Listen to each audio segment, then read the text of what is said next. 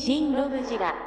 Today we are going to be talking about the Bandai movie monster series Godzilla Singular Point, Godzilla Terrestris, otherwise known as Godzilla Form C. Now, I'm going to be flat out with all of you. I have my issues with this figure, but this is definitely my favorite pre-Ultima design for Godzilla. But enough about me, let's talk about him. First off, this tag. Love this design, love the way it looks on the tag, wish it looked like that on the figure, but we'll get to that. Godzilla S.P, Godzilla Terrestris, Godzilla 2021, something. The same image we've gotten on the back of all of the SP line, the same innards minus this silhouette.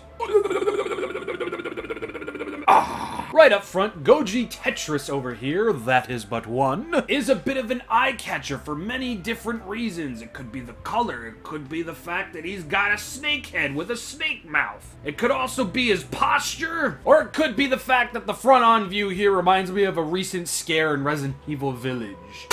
I never want to have bebe. No matter what draws your eyes first, I think we can all agree that Godzilla Tuberculosis over here is one funky dude. Taking a closer look at GOJI Tonsillitis over here, the detail for the skin is truly amazing. We're starting to see that more armored plating look forming on his body over here. Little spruces of attention to detail leading into what will become with Godzilla Ultima is very, very nice. I enjoy that. Thank you very much, Bandai. Now again, taking a look at this guy from the front, he's, it's very Pog, but it's also very Nightmare as well. Now a lot of people are saying that this guy looks like Grossoris, but I think he looks more like Salunga. I mean, at least in the show, I'd say. They got the same front row of teeth and everything. But in terms of his color scheme, at least in the show, not so much here, I would definitely say that's the major connection to Grossoris. Gorosaurus, Grossoris, I call him so many different things. But taking another closer look at the head, we have strong brows, we have a mouth full of blood red teeth, we've got pupils on the eyes.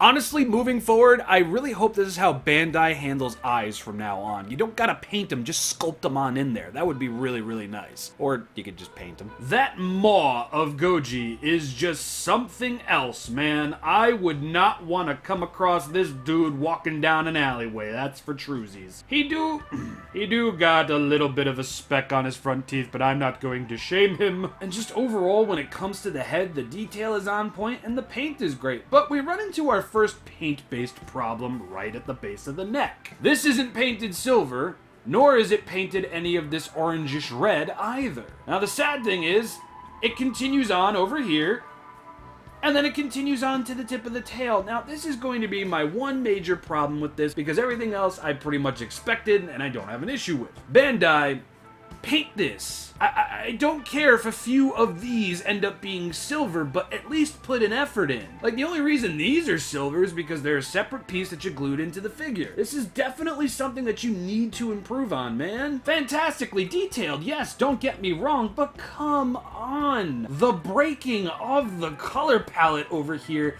is just so unattractive. I don't know. I definitely feel this is something that can be easily avoided. It's just a matter of putting the effort in. All that being said, though, look at those dorsal fins, man. Oh, beautiful. That's the muffed up thing about all this. You can leave something unpainted, but the detail still shines true. I mean, this looks awesome. This looks great. And then you follow it up with that, and you got a speck of red on there too? Come on, Bandai. You can do better than this. We know you can. And, oh man, you just look at that. Powerful glaciers of nuclear destruction. And then you go right back to the bland Baja no paint. Then you go right back into a bone paint that's got a little bit of the orangish red on one side, but on the other side it doesn't. Weird. And then you literally trail off. You don't even wait until the final part of the tail. You trail off right here. The orangish red ends right there. Bandai, I'm begging you, please, little bit more effort. That'd be great. Then the tip of the tail, yes, unpainted, but very supremely detailed. It's a very weird back and forth with Bandai as of late. Bottom of the tail and the body, nicely detailed, and we do have some copyright information over here. Trademark and Toho Company Limited, Bandai China, numbers. Looks like we got a little spruce of paint that shouldn't be there, but same color, who cares? Got a random speckle over here of that orangish red over here too. I do do give Bandai credit though, at least they painted these. Yeah, a little bit more could have been painted for sure, but credit where it's due, I guess. More credit to the fantastical detail on the bottom of the feet over here. Very, very nice. And we could see more of GOJI Testicular Thorsten's gut. We could see his arms over here. He's got the little spikes on the bottoms of his arms over here. Spoiler for Articulation. All fully detailed, not fully painted, as to be expected. Moving on over into the chest, more fantastic detail. The armor plating is starting up on his shoulders over here, and then we move into the neck, and now we're back at the face. And again, absolute nightmare fuel. God,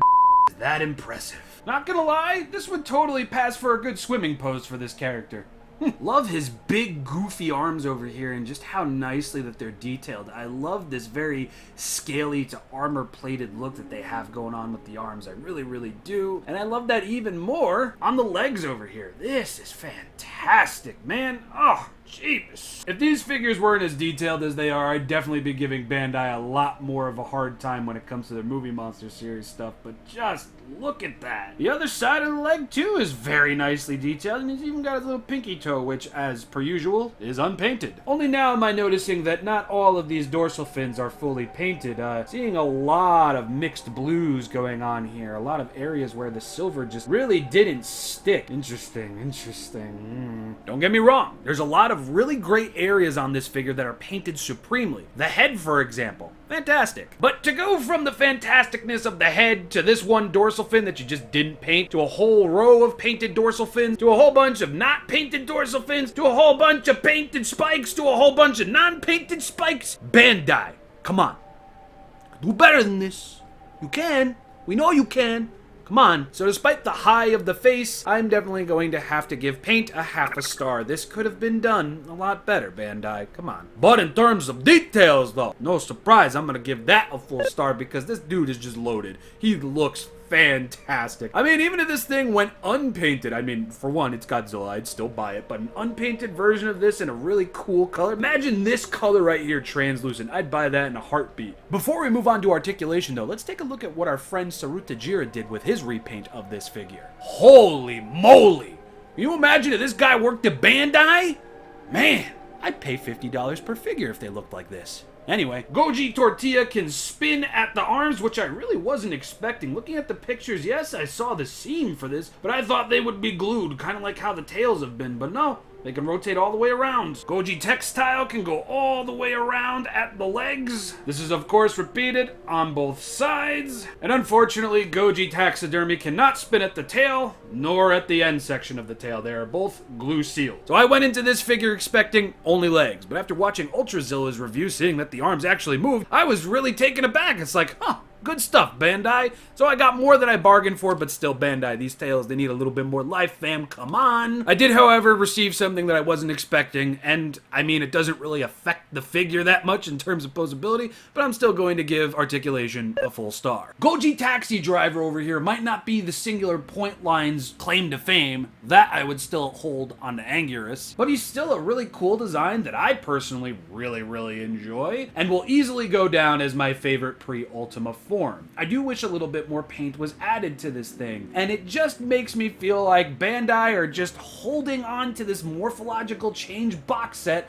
of all of the Godzilla Ultima forms that they're going to charge $130 for that I'm going to get anyway. Yes, I would love a heavily painted version of this lad because he could come out looking as good as this guy did. But the whole thing with these heavy paint figures is that you're either going to come out looking like a god or like a god-awful piece of crap that you totally wasted all your money on. Review soon. But for the most part, I really do like this guy. 2.5 stars out of 3. It's not a bad thing. Bandai, it's just the paint. A little bit more paint on those spikes and dorsal fins could have gone a very long way. That seems to be the one and only thing that Bandai is rather consistent with. Here nor there paint, fantastic details, and either good or seminal articulation. I can really take it or leave it. I'm a Bandai boy. I love my Godzilla vinyl figures, even if they are half painted. There's not much I would do to change the final release of this thing. And that, friends and neighbors, that is my review of Godzilla Terrestris, and I will see you all very, very soon for my review of the SH Monster Arts Godzilla 2021 figure and a whole bunch of other stuff next week, because I got a bunch of Ultraman Z stuff coming in. It's going to be hectic. I'm going to try and have this out by at least Tuesday, so stay tuned for that. Stay tuned for more. See you all next time. Bye.